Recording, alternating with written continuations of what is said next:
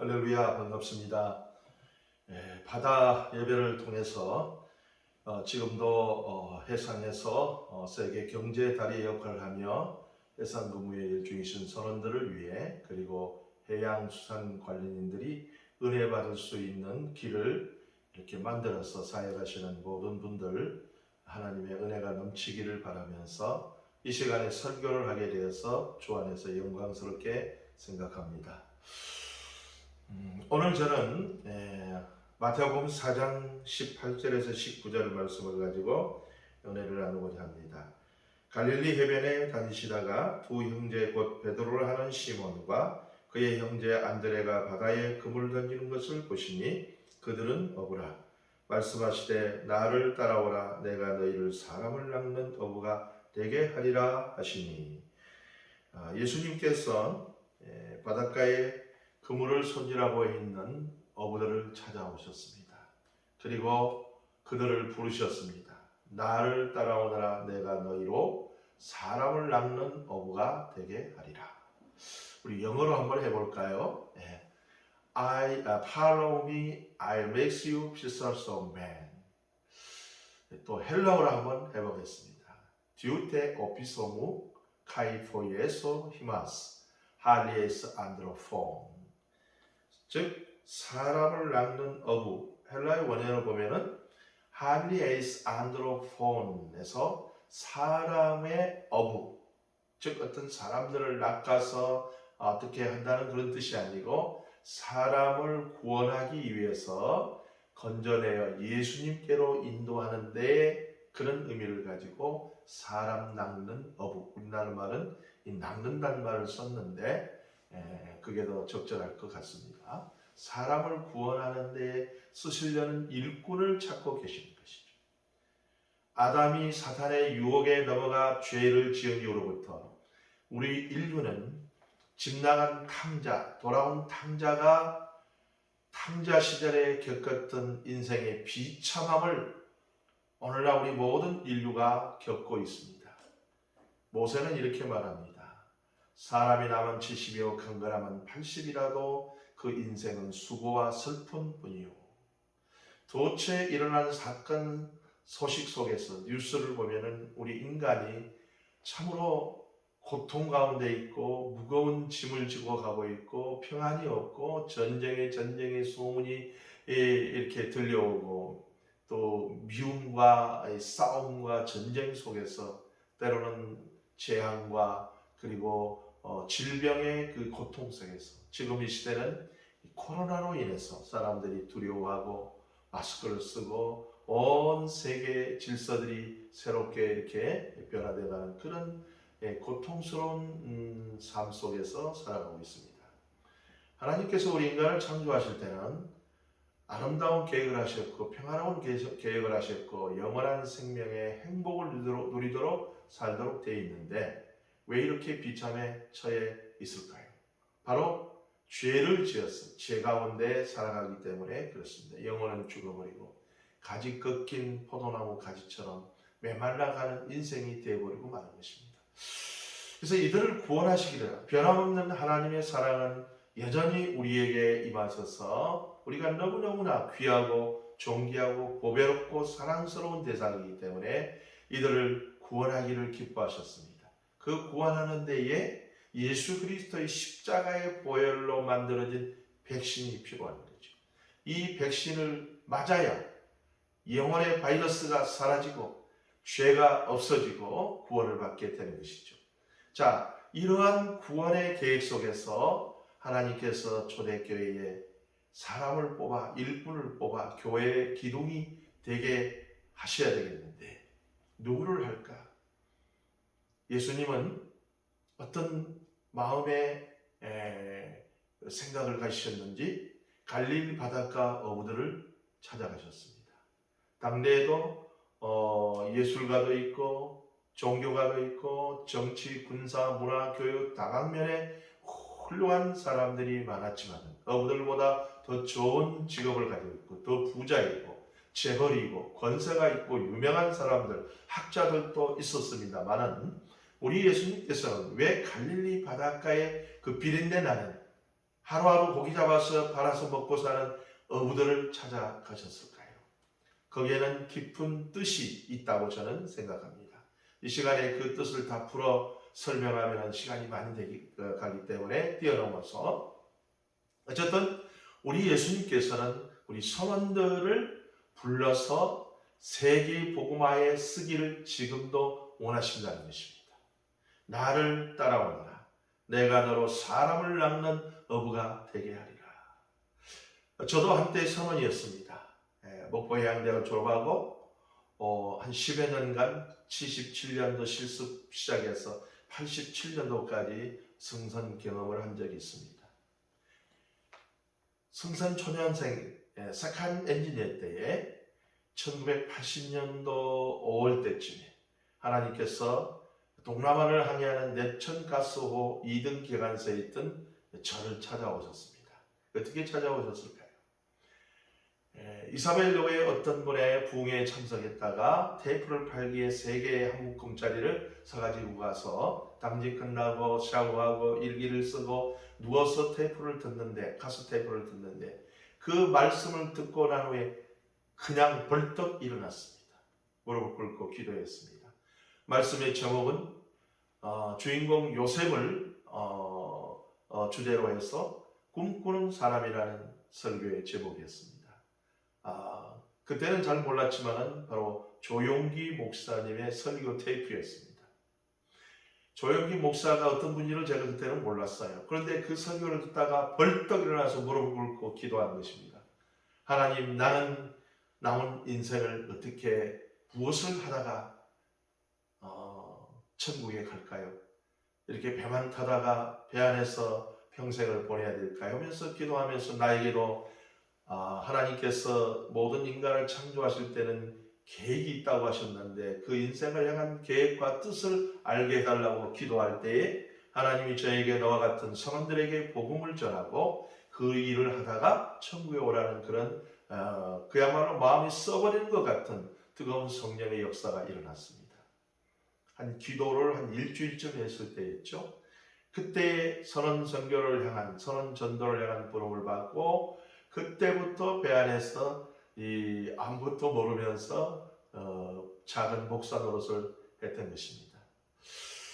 나를 따라오너라. 배 안에서 하나님 부르신 그의 한 방법이었죠.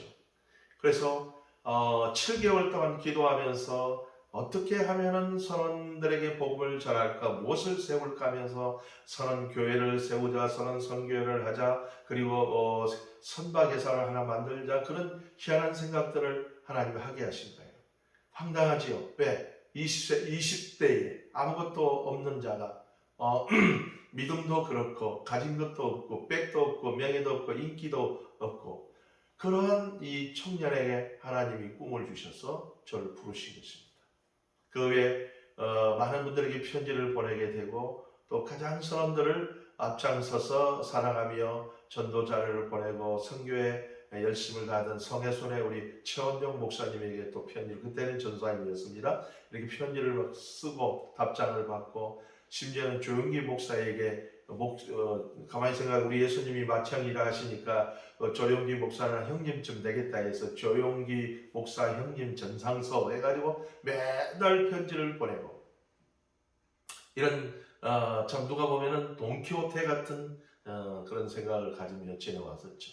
그 후에 하나님의 은혜로 1982년도에 한국선언선교회가 설립이 되고 최원정 목사님께서 40여 년의 그 선교의 사역을 이어오게 하셨고 90년대에는 하나님이 또 저를 부르셔서 또 소명을 주셨어요. 나스팔마스 어선선원들을 둘러보러 출장을 갔었는데 새벽기도 시간에 중국에 들어가서 선언학교를 세워서 그들에게 복음을 전하고 중국 복음화의 기폭제 역할을 하는 조선족 복음화, 선원들 복음화를 하라는 사명을 주셨습니다.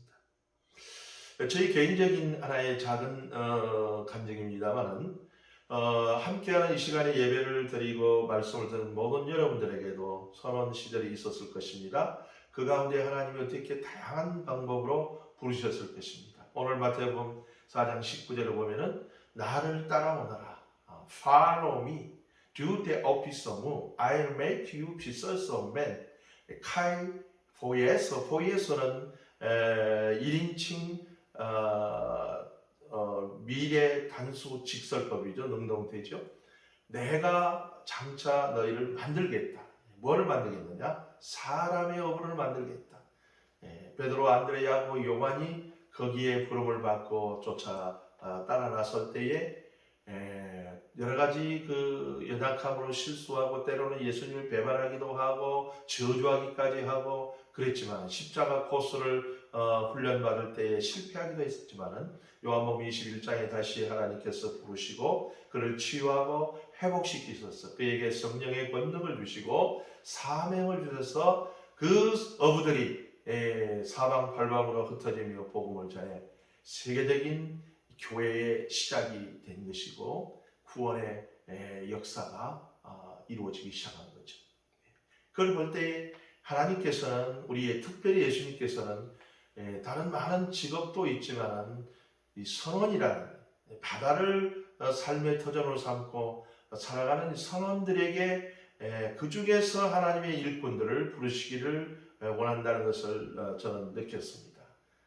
역사 속에 보면 많은 선원 출신들이 그러한 부르심을 받고 사역을 감당한 기록들도 있죠. 제가 연변에서 일할 때는 노블 구강병원의 원장인 성백희 원장님도 선원 출신이었더라고요. 그리고 여러분 잘 아는 강원도의 토레이 신부 산골짜기에서 그 편지 산골짜기에서 보낸 편지라는 그 토레이 신부님도 선원 출신이었더라고요. 여러분들도 선원 출신인 줄로 믿습니다.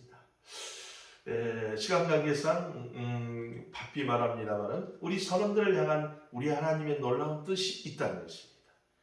콜링 그리고 부르신 후에는 저희 한 개인의 삶의 뒤안길을 돌아다 봐도 부르신 후에는 하나님은 교육과 훈련을 시키십니다. 우리가 온전치 못하고 연약하고 아직 다듬어지 않았고 실수투성이라는 것을 아시면서 부르셨기 때문에 훈련과 교육을 통해서 다듬어 가시고 그 지식적인 훈련만 가지고는 안 됩니다. 나중에는 고난의 코스를 통해서 심지어 십자가의 고난의 코스까지 훈련의 장소로 사용하시고 실패했을 때 실패한 후에는 치유와 회복하시고 다시금 그를 갈릴리 바닷가에 부르셔서 그에게 Do you love me more than others? 네가 다른 사람보다 더 나를 사랑하냐? 주님, 내가 주님 사랑한 줄 알아. 그렇게 고백하면서 치유와 회복을 받은 베드로에게 내 양을 먹이라, 내 양을 치라. 그런 전도적 사명, 선교적 사명을 주었습니다. 위대한 하나님의 일꾼들이 됐죠. 왜 하나님께서는 이렇게 선원들을 사랑하시고 선원들에게서 많은 일꾼들을 불러내시고 사도 그러면 세계적인 성경적 인물들인데 위대한 인물인데 그 중에 베드로, 안드레, 야고보, 요한, 빌립 다 어부들을 부르셨을까요? 세리, 마태, 가룟, 유다를 빼고 난 후에는 모두가 어부 아니면 어촌 출신들이었습니다. 어찌 보면 편파적 기용인데 우리 선원들에게는 하나님 보시기에 뭔가가 있다는 것이죠. 저는 그래서 논문을 쓰면서 그 부분을 곰곰이 깊이 생각을 해봤습니다. 나름대로 몇 가지 생각이 나는 게 한 10몇 가지가 나옵니다. 그런데 시간 관계상 두서너 가지만 말씀을 드려도 이 선원들은 일단 집을 떠나서 외롭게 고립된 곳에 살아가는 훈련이 된 사람들입니다. 선교사는 이런 자질이 있어야 됩니다. 또 기동성이 있습니다. 오늘은 부산항, 내일은 요코하마, 모레는 싱가포르, 그 다음에 유럽, 런던, 롱비치, 캐나다. 저는 67개국을 돌아다녀 봤습니다. 물론 비행기 타고 간 것도 있습니다만, 저 스웨덴의 스톡홀름 항에 들어가기도 하고, 런던에 들어가기도 하고. 기동성이 있죠. 선교사는 이렇게 기동성이 있어야 되죠. 복음 들고 바울처럼 1차, 2차, 3차, 4차, 5차 여행을 이렇게 다니게 되는 것이죠. 또 우리 선원들에게는 공동체 훈련이 자동으로 됩니다. 10여 년 배를 타다 보면은 이런 사람 저런 사람 좁은 공간에서 싸워봐야 또 내일 만나고 또 밥 먹으면서 만나고 일자리에서 만나고 이제는 둥글둥글 다듬어서 서로 함께 살아가는 방법을 배우게 됩니다. 그리고 하늘을 쳐다보며 살아가는 훈련이 됩니다. 특히 항해사들은 낮에는 태양을, 밤에는 별들을 보고 살아가죠. 저도 엔지니어였습니다만 항해사가 되고 싶어서 우리 동기 이항사 제가 3기사였는데 그때 올라가서 브릿지에서 당직만 끝나면은 천문학을 공부하고 뭐 오메가 항법을 공부하고 항해 기기를 공부하고 막 공부를 했었어요. 그때 저보고 실습하라고 섹스탄트를 가지고 고도를 측정해 오라고 합니다. 특히 눈 타이밍. 그래서 계산을 하게 합니다. 하늘을 바라보는 훈련. 선교사는, 목사는, 전도자는, 선교하는 사람들은 언제나 무릎 꿇고 하늘을 쳐다보며 그분의 인도하심을 받아야 바르게 갈 수가 있습니다. 바로 이런 여러 가지 직업적인 특성을 통해서 선교사적 자질을 함양하고 있는 사람들에게 신학 공부만 시키면 딱 좋은 일꾼이 된다는 것이죠. 그래서 우리 예수님께서 어부들을 그렇게 부르셨지 않는가. 미켈란젤로가 훌륭한 조각을 작품을 만들기 전에 원석을, 좋은 원석을 찾아 헤매듯이 우리 예수님께서는 모든 직종을 뒤로 하시고 어부들을 찾으셨구나. 그런 걸 생각해 보았습니다. 오늘날도 열방의 성원들이 부산항에 하루에 70여 척의 배가 들어오면서 천여 명이 넘고 한 2천여 명에 달하는 선원들이 들고 납니다. 그들을 향하여 매주 두세 번씩 부둣가에 전도로 나가서 많은 열방의 선원을 만납니다. 중국 선원, 우크라이나 선원, 미얀마 선원, 또 베트남 선원, 인도네시아 선원, 일본 선원, 또 이런 선원들을 만나면서 하나님께서 저들 가운데 복음을 전하게 하시고 저들 가운데서 열방의 일꾼들이 나오기를 원하시는 것입니다. 그러므로 선언 선교, 바다 예배 얼마나 중요한지 모릅니다. 이 귀한 일을 시작한 바다 예배 모든 동역자들에게 2022년도에도 하늘의 신령한 은혜와 축복이 넘치기를 바라며 또 선언 선교를 통해서 선언 복음화 곧 열방의 복음화, 선언 복음화를 통해서 일꾼 삼으셔서 열방에 죽어가는 많은 죽음 속에 홍수에 떠밀어가는 하나님의 사랑하는 자들을 구원하시기를 원하시는 우리 아버지 뜻이 이루어지기를 간절히 소망합니다. 한 해 동안에 우리 아버지의 놀라운 은혜 속에서 건강하시고 코로나 시대에 한 명도 코로나 걸리지 않으시고 복되고 은혜가 충만한 삶이 되시기를 주님의 이름으로 축원합니다. 기도하겠습니다. 살아계신 아버지 하나님, 미물 같은 저희들, 아무 쓸모없는 저희들 같은 죄인들을 부르셔서 사람 낚는 업으로 만들어 오늘도 선언 복음화와 열방의 복음화를 꿈꾸게 하시고 이렇게 귀한 예배의 시간을 갖게 하시니 감사합니다. 수고하는 모든 종들에게 하늘의 신령한 은혜와 땅의 기름진 복으로 넘치게 부어주셔서 올 한 해가 꿈꾸는 것 같은 해가 되게 하여 주옵소서. 예수님의 이름으로 기도하옵나이다. 아멘.